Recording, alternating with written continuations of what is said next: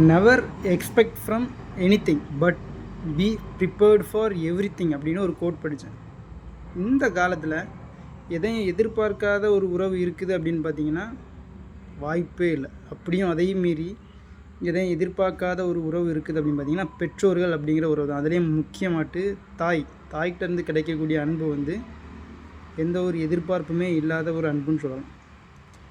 நம்ம வந்து B prepared for everything அப்படின்னு எதுக்கு சொல்கிறோம் அப்படின்னா, எங்கேயோ ஒரு இடத்துல ஏதாவது ஒரு விஷயம் நடக்கும்போது, நல்லதோ கெட்டதோ எது நடக்கும்போது நம்ம வந்து அதை எளிதாக கடந்து போயிடும். ஆனால் அதே விஷயங்கள் நமக்கு நடக்கும்போது அதிலேருந்து மீண்டு வர முடியாது. நல்லதாக இருந்துச்சுன்னா எந்த பிரச்சனையும் இல்லை. ஒருவேளை கெட்ட சம்பவங்களாக இருந்துன்னு வைங்களேன், திடீர்னு அதுலேருந்து நம்மளால் வெளியே வர முடியாது.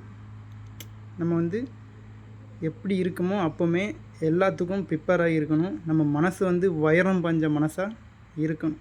அதனால் எப்போவுமே ஆக்டிவாக இருக்கணும். எது வந்தாலும் அதை தாண்டி போகக்கூடிய மன உறுதி அப்படிங்கிறது நமக்கு இருக்கணும்.